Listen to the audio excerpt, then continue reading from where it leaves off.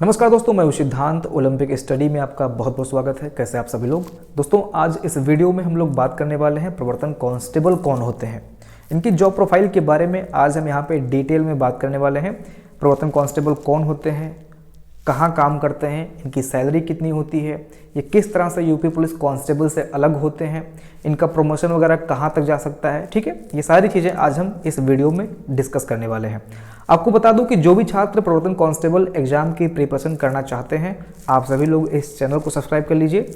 मैंने प्लेलिस्ट बनाया हुआ है, लगभग वहाँ पे अभी तक 18 वीडियो मैंने अपलोड कर दिया है। आप सभी लोग जाके प्लेलिस्ट को चेक कीजिए। कंप्लीट अध्ययन करने के लिए आप लोग हमारा जो एप्लीकेशन है ओलंपिक स्टडी, जिसका लिंक मैंने कमेंट बॉक्स में पिन कर दिया है, आप सभी लोग एप्लीकेशन डाउनलोड कर लीजिए। वहाँ पे आपको टेस्ट सीरीज वगैरह भी कराई जा रही है। समग्र अध्ययन आपको टेस्ट सीरीज पे एप्लीकेशन पे मिलेगा। ठीक है, तो यहाँ पे समझते हैं कि प्रवर्तन कांस्टेबल कौन होते हैं। यहाँ पे आप एक शब्द देख रहे होंगे, मैंने लिखा हुआ यहाँ पे प्रवर्तन। तो ये जो प्रवर्तन शब्द है, आप लोगों में से बहुत सारे छात्र इसका मतलब ही नहीं समझते होंगे। तो प्रवर्तन का जो शाब्दिक अर्थ है, ये है लागू कराना। जैसे कोई कानून है या विधि है या कोई धारा बनाई गई है पर्टिकुलर किसी विभाग से रिलेटेड, तो उस चीज को लागू कराना ही एक तरह से प्रवर्तन है। जैसे आप यहाँ पे देख रहे हैं, लिखा हुआ है इन्फोर्समेंट डायरेक्टरेट, ईडी। इसके बारे में आप लोगों ने सुना होगा। ईडी के बारे में अभी अरविंद केजरीवाल का केस हुआ था, जिसमें उन्हें शराब घोटाले के मामले में पूछताछ के लिए ईडी ने उठा लिया था। तो इनको उठा लेने का अधिकार है, इनको पूछताछ और जांच करने का अधिकार है। ठीक है, और ये काम करती है वित्त मंत्रालय के अंतर्गत। वित्त मंत्रालय के अंतर्गत ये प्रवर्तन काम करता है। यानी कि जो वित्त मंत्रालय का इन्फोर्समेंट विभाग है वो है ईडी। ऐसा ही कोई भी विभाग है तो उस विभाग में एक इन्फोर्समेंट टीम रहती है, इन्फोर्समेंट वहाँ पे ऑफिसर रहते हैं। ठीक है, हर विभाग में लगभग ये देखा गया है, पाया गया है, उनका एक इन्फोर्समेंट विभाग होता है। ठीक है, अब हम बात कर लेते हैं यूपी एसआरटीसी के इन्फोर्समेंट की। तो इसके अंतर्गत आप सभी को पता होगा कि उत्तर प्रदेश में हर जिले में एक आरटीओ ऑफिस होता है। तो उस आरटीओ ऑफिस में भी इन्फोर्समेंट की व्यवस्था की गई है, प्रवर्तन की व्यवस्था की गई है, ताकि कानून लागू कराया जा सके। और ये कानून जो लागू होता है, ये सड़क परिवहन एवं यातायात के लिए होता है। तो जो आरटीओ होता है, वहाँ पे जो इन्फोर्समेंट टीम होती है, यहाँ पे जो आरटीओ होता है हर जिले में होता है। तो यहाँ पे जो इन्फोर्समेंट टीम होती है, इसमें 5 लोग होते हैं। एक होता है दोस्तों आरटीओ ऑफिसर। ठीक है, एक होता है आपका आरटीओ ऑफिसर, और इसके नीचे होता है सुपरवाइजर, इन्फोर्समेंट सुपरवाइजर होता है। इसी के जस्ट नीचे कौन होता है? Enforcement supervisor. और इसके नीचे दोस्तों 3 सिपाही होते हैं जो कि इन्फोर्समेंट कांस्टेबल होते हैं। इन्फोर्समेंट कांस्टेबल होते हैं। और इसके बाद में एक ड्राइवर होता है, जो गाड़ी चलाता है, एक ड्राइवर होता है। तो ये आरटीओ में 5 लोगों की इन्फोर्समेंट टीम होती है। तो ये सारी चीज़ें मैंने आपको बता दी ताकि कोई कंफ्यूजन ना रहे कि इन्फोर्समेंट का जो यहाँ पे आरटीओ का जो इन्फोर्समेंट है ये कैसे काम करता है, ये मैंने आपको बता दिया है। अब हम बात करते हैं उत्तर प्रदेश में जो इन्फोर्समेंट कांस्टेबल की वैकेंसी आई है। बहुत सारे बच्चे ये सोच रहे हैं कि भाई ये वैकेंसी कैसे आ गई, इसके पहले तो कभी इसके बारे में सोचा नहीं, देखा नहीं, क्योंकि प्रीवियस ईयर क्वेश्चन अगर प्रीवियस में कभी देखेंगे तो इसकी परीक्षा कभी हुई नहीं है। तो ये पद कहाँ से आ गया, अचानक से कैसे आ गया? तो मैं आपको बताना चाहता हूँ कि ये जो पद है इन्फोर्समेंट कांस्टेबल का, ये आपका 16 साल के बाद आया है। कितने साल के बाद आया है? 16 साल के बाद आया है। तो क्या इस बीच में कभी भर्ती नहीं हुई? भर्ती हुई, इस बीच में भी भर्तियां हुई, डायरेक्ट भर्तियां भी हुई हैं और कुछ इनडायरेक्ट भर्तियां, मींस प्रमोशन करके। दोस्तों, पहले मैं आपको बता दूं कि जो इन्फोर्समेंट कांस्टेबल का अभी जो पद आया है, ये लेवल 2 का पद है। इसके पहले ये ग्रुप डी का पद हुआ करता था। ठीक है, ग्रुप डी कह सकते हैं क्योंकि ग्रुप डी वाले प्रमोट होते थे। जब ग्रुप डी का प्रमोशन होता था तो ये इन्फोर्समेंट कांस्टेबल का जो कार्यभार है वही संभालते थे। तो बहुत ज़्यादा ऐसे करके कुछ था नहीं इसमें सैलरी। ठीक है, लेकिन अभी इसको अपग्रेड किया गया है, इसको लेवल 2 पे लाया गया है, इसकी सैलरी को भी बढ़ाया गया है। और ये जो नियमावली थी जो नियमावली थी मोटर वाहन अधिनियम वाली, उसमें संशोधन हुआ है। और ये संशोधन होते हुआते लगभग बता रहे हैं कि 16 साल हो गया है, इसमें कुछ संशोधन हो रहा था, इसलिए ये वैकेंसी पेंडिंग थी। हम लोग डायरेक्ट ही इसे उठा लेते थे। तो वही आप समझ सकते हो किस तरह से उठाते होंगे, उनका अपना प्रोसेस होता होगा, जो भी करके वो ले लेते थे। ठीक है, तो अभी क्या हुआ, अभी नियमावली बन चुकी है, कैबिनेट की मुहर लग चुकी है। अब ये जो आने वाले टाइम में वैकेंसी आएगी इन्फोर्समेंट कांस्टेबल की, ये नियमतः आएगी और इसका एग्जाम होगा। और यहाँ पे बच्चे चुने जाएंगे, इसके बाद में इसमें भर्ती ली जाएगी, ठीक है। और यूपी आयोग इस एग्जाम को करवाने वाला है। तो ये पूरी कहानी हो गई इन्फोर्समेंट कांस्टेबल के सिलेक्शन प्रोसेस की। इसके पहले इन्फोर्समेंट का जो उत्तर प्रदेश सड़क परिवहन निगम में जो इन्फोर्समेंट है इसको मैंने ऑलरेडी बता दिया है, ठीक है।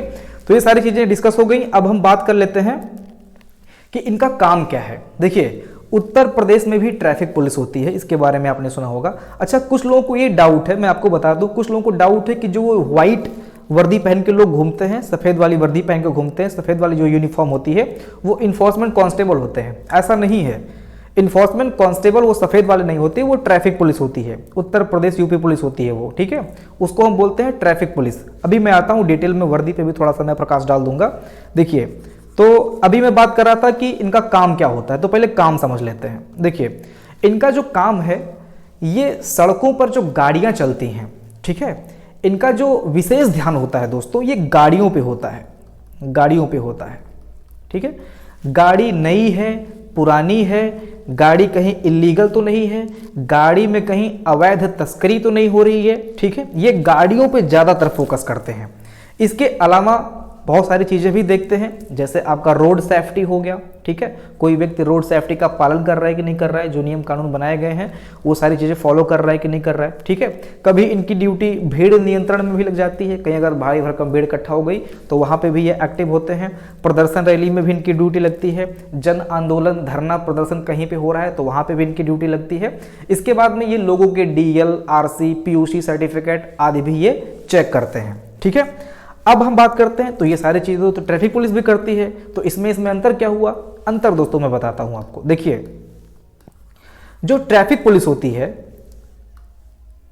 ये लोगों से रिलेटेड होती है, ठीक है। ये पब्लिक के लिए काम करती है, पब्लिक के लिए काम तो ये भी करती है, ठीक है। मैं अंतर बता रहा हूं आपको। देखिए, जो यूपी पुलिस है ये क्या करती है? लोगों में लॉ एंड ऑर्डर को मेंटेन करती है। इसका जो फोकस होता है ये लोगों पर होता है, ठीक है। लोगों के बीच में लॉ एंड ऑर्डर को मेंटेन करती है।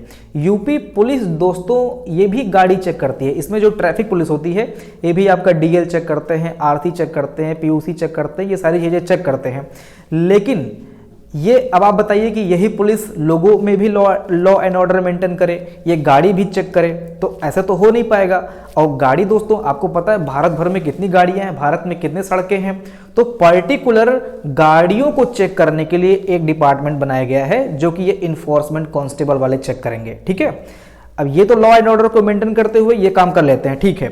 लेकिन जो इन्फोर्समेंट कांस्टेबल होता है वो गाड़ी को मेनली फोकस करता है कि गाड़ी नई है, पुरानी है, गाड़ी पे इसका विशेष ध्यान होता है। अच्छा, आप बताइए कि सड़क परिवहन एवं यातायात उत्तर प्रदेश का जो निगम है, उत्तर प्रदेश सड़क परिवहन यातायात निगम, गाड़ी के बारे में ज्यादा डिटेल किसके पास होगा? अगर किसी गाड़ी की जांच करनी है तो गाड़ी से रिलेटेड संपूर्ण डिटेल कहां पे होता है? वेबसाइट पे होता है। और वेबसाइट है किसकी? सड़क परिवहन एवं यातायात की।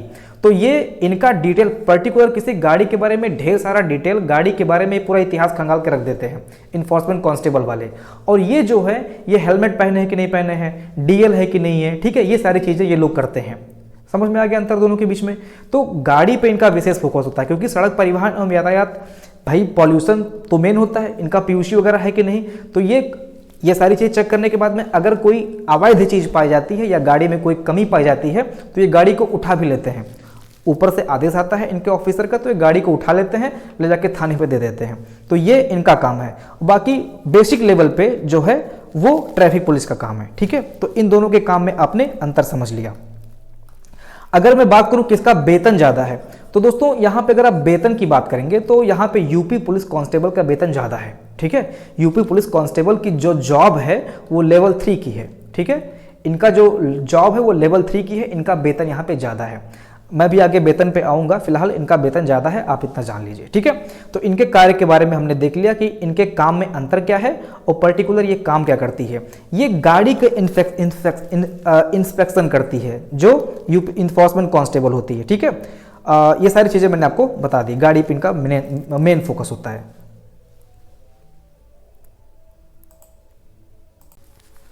अब बात कर लेते हैं दोस्तों इनकी शैक्षिक योग्यता क्या है। तो दोनों की शैक्षिक योग्यता इंटरमीडिएट है और दोनों की जो शारीरिक योग्यता है ये भी इंटरमीडिएट है, ठीक है। हाइट वगैरह आप देखेंगे तो मैं यहाँ पे मेल की बात कर रहा हूँ 168 सेंटीमीटर हाइट होनी चाहिए, चेस्ट आपका 79 से 84 सेंटीमीटर होनी चाहिए, फुलाए और बिना फुलाए और फुलाए, ठीक है। अगर हम यहाँ पे दौड़ की बात करें तो थोड़ा सा दौड़ में अंतर आपको देखने को मिलता है। इन्फोर्समेंट कांस्टेबल के जो दौड़ निर्धारित किया गया है ये 4.8 किलोमीटर है, यह है आपका 27 मिनट में, ठीक है। ये 27 मिनट में आपको लगभग 4.8 किलोमीटर दौड़ना है और उम्र जो है इनका ये 18 से 25 साल है जनरल कैटेगरी के लिए। दोस्तों अगर आप लोग इन्फोर्समेंट कांस्टेबल के एग्जाम की प्रिपरेशन कर रहे हैं तो आपको ये पता होना चाहिए कि इसमें कंपटीशन कितना है, क्योंकि ये एग्जाम पहली बार हो रहा है, ठीक है। तो अगर मैं बात करूं यहाँ पे आवेदन का, तो आवेदन यहाँ पे इन्फोर्समेंट कांस्टेबल के लिए टोटल 28,000 आवेदन हुए हैं, लगभग की बात कर रहा हूँ 28,300 समथिंग कुछ आवेदन यहाँ पे हुए हैं और एक सीट पे यहाँ पे 58 लोग हैं, लगभग यहाँ पे एक सीट पे 58 लोग हैं। मोटी मोटा मैं अगर कहूँ जो पढ़ने वाले बच्चे हैं तो यहाँ पे एक सीट पे मान के चलिए कि 40 बच्चे ऐसे हैं जो पढ़ने वाले हैं। तो कंपटीशन अगर आप अन्य से देखेंगे तो थोड़ा सा कम है, लेकिन कंपटीशन दोस्तों है, ठीक है, कंपटीशन तो है भाई। एक सीट पे अगर 40 लोग हैं तो जरा आप सोचिए सिर्फ आप ही नहीं हैं, आपके उस एक सीट पे 40 लोग और दावेदार हैं, तो जो ज़्यादा मेहनत करेगा वो सीट ले जाएगा। और मेहनत कैसे करनी है मैंने आपको बता दिया है कि आप बैच से जुड़िए। आप लोग क्या करते हैं कि बड़ा चैनल बड़ा ब्रांड देख लिए, जाके उनका कोर्स ले लिए। मेरे पास ऐसे बहुत सारे बच्चे आए हैं, मैं नाम नहीं लूँगा उस चैनल का, उन्होंने इतना कोर्स बेच दिया है ऐसे ऐसे करके, अभी तक कोर्स कंप्लीट नहीं कराए हैं और बहुत बेसिक लेवल पे जो YCT की बुक है वही छाप के दे दिया और आके वो पहले घोषणा कर देते हैं कि मैं ऐसा पढ़ाऊंगा वैसा पढ़ाऊंगा और मेरा ही कोर्स देख के सभी लोग पढ़ाएंगे, जबकि वो ऐसा नहीं करते हैं, वो खुद ही सबकी कॉपी करते हैं, ठीक है। तो ब्रांड देख के आप मत जाइए। हम लोग जैसे अभी हम लोग का चैनल ग्रोथ हो रहा है तो हम लोग मेहनत कर रहे हैं, पर्टिकुलर आप लोगों के लिए मेहनत कर रहे हैं, तो कोर्स ऐसी जगह से लीजिए, पैसे आप ऐसी जगह पे लगाइए जहाँ पे वो फलित हो, ठीक है। क्योंकि यहाँ पे आप देख रहे हैं 40 लोग अभी भी हैं दावेदार, टोटल तो 60 लोग लगभग हैं, लेकिन 40 लोग ऐसे हैं जो पढ़ने वाले हैं। और ये पढ़ने वाले हैं जो वहीं ये इनमें से कुछ बच्चे सीरियस होते हैं, उनको छांटने की आदत होती है, फिल्टर करके तभी वो कोर्स लेते हैं, ना कि ब्रांडिंग देख के। तो आप भी ऐसा कर लीजिए, एक बार छांट लीजिए। बाकी टेस्ट सीरीज तो आप जरूर ज्वाइन कर लीजिएगा हमारा, ठीक है। टेस्ट सीरीज आपको बहुत यूनिक लेवल के प्रश्न वहाँ पे आपको देखने को मिलेंगे। अब हम बात करते हैं यहाँ पे सैलरी की। तो सैलरी जो पे बैंड है इसका 5,200 से लेके 20,200 जो कि होता है, ठीक है। इसके बाद में ग्रेड पे 1900 यहाँ पे आप देख रहे हैं, लेवल 2 की जॉब है। अगर मैं बात करूँ यहाँ पे इन हैंड सैलरी आपको कितनी मिलेगी, तो इन हैंड सैलरी यहाँ पे दोस्तों आपको 28,470 देखने को मिलेगी, ठीक है। भत्ता वत्ता मिला के यहाँ पे 31-32 बन जाता है, लेकिन इन हैंड आपको 28,470 लगभग की मैं बात कर रहा हूँ, इतना आपको देखने को मिल जाएगा। भत्ता वत्ता मिला के ज़्यादा हो जाएगा। भत्ता में दोस्तों आपको यहाँ पे DA HRA, इसके बाद में वर्दी भत्ता है, TA भी आपको मिलेगा, दिवाली बोनस मिलेगा, पारिवारिक पेंशन, इसके बाद में अतिरिक्त समय जो आपने काम किया होगा उसका भी पैसा आपको मिलेगा, ठीक है। तो ये सारी चीज़ें आपको यूपी पुलिस कांस्टेबल में भी देखने को मिलती हैं और वहाँ पे सैलरी लगभग 38 से 40 हज़ार हो जाती है, ठीक है। 38 से 40 हज़ार हो जाती है, लगभग की मैं बात कर रहा हूँ, एग्जैक्ट मैंने भी नहीं मैंने भी इस पर रिसर्च नहीं किया है, लेकिन जहाँ तक मुझे लग रहा है कि 35,000+ उनकी सैलरी है, ठीक है। और यहाँ पे जो आया है वो लगभग 28 से 30 हज़ार आपको इन हैंड देखने को मिल जाएगा, ठीक है। ये सारी चीज़ें हैं। अगर मैं बात करूँ इनकी ड्यूटी का टाइम क्या होता है, कितना ड्यूटी इनको देना होता है, तो ड्यूटी दोस्तों इनको दिन में देना होता है, ठीक है। ये दिन में ड्यूटी देते हैं क्योंकि जो ट्रैफिक का टाइम होता है, जो गाड़ियाँ चलती हैं वो बेसिकली दिन में ही चलती हैं और लगभग 8 घंटे इनको ड्यूटी करना होता है। और मेनली सुबह के टाइम पे या फिर शाम के टाइम पे जब ज़्यादा ट्रैफिक होता है तो ये ज़्यादा एक्टिव होते हैं। बाकी जब इनको पता चल जाता है कि किस टाइम पे इनको एक्टिव होना है, किस टाइम पे ये थोड़ा सा मौज मस्ती कर सकते हैं, तो उसी के हिसाब से ये अपना डेली रूटीन बना लेते हैं। 8 घंटे की इनकी मैं मान के चल रहा हूँ मोटी मोटा इनकी ड्यूटी रहती है, दिन में इनकी ड्यूटी रहती है, नाइट ड्यूटी इनकी नहीं लगती है, ठीक है, इनकी दिन ड्यूटी लगती है। इसके बाद में अगर मैं बात करूं यहाँ पे प्रमोशन की, तो प्रमोशन के बारे में मैंने आपको बता दिया पहले ही कि प्रमोशन होके आप इन्फोर्समेंट सुपरवाइजर तक पहुंचेंगे, ठीक है। इन्फोर्समेंट सुपरवाइजर जो 5 लोगों की टीम है इन्फोर्समेंट वाले में, RTO इन्फोर्समेंट में जो 5 लोगों की टीम है जिसमें एक ऑफिसर होता है, ठीक है। और इसके बाद में फिर आपका सुपरवाइजर होता है, इसके बाद में 3 इन्फोर्समेंट सिपाही होते हैं जो यही हैं जो जिसकी मैं बात कर रहा हूँ, और एक ड्राइवर होता है। तो ये प्रमोट होके कहाँ जाते हैं, सुपरवाइजर तक जाते हैं। पैट 2022 से इसका सिलेक्शन प्रोसीजर है। कट ऑफ इसका 46.90 गया है, यानी कि लगभग 47 नंबर इसका कट ऑफ गया है। ठीक है, तो ये सारी चीज़ें हैं। बाकी अगर मैं इसके विषय की बात करूं तो आपका 80 नंबर का जो है सड़क परिवहन एवं यातायात पूछा जा रहा है। सड़क परिवहन एवं यातायात आपका 80 नंबर का है। इसके बाद में यूपी स्पेशल आपका 20 नंबर का है, और कंप्यूटर भी पूछेगा, लेकिन वो जस्ट क्या है, क्वालिफाइंग है, आपको जस्ट इसको क्वालिफाई कर लेना है।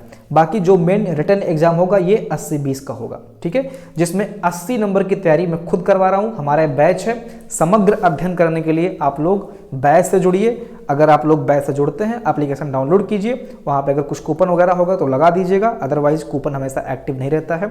डाउनलोड कर लीजिए, अभी कूपन का टाइम चल रहा है, अभी डाउनलोड करेंगे तो आपको डिस्काउंट वगैरह मिल जाएगा। ठीक है, ये सारी चीज़ें आपको दी जा रही हैं, PDF दिया जा रहा है और टॉपिक वाइज वीडियो एक्सप्लेनेशन दिया जा रहा है, फुल लेंथ टेस्ट सीरीज दिया जा रहा है। इसके बाद में जब आपका एग्जाम होगा, लास्ट टाइम में जब आपका डेट आ जाएगा, उस टाइम से आपका टॉपिक वाइज टेस्ट में कराऊंगा, जो कि आपका फाइनल सिलेक्शन प्रोग्राम होगा। आपको डाउनलोड करना है ओलंपिक स्टडी।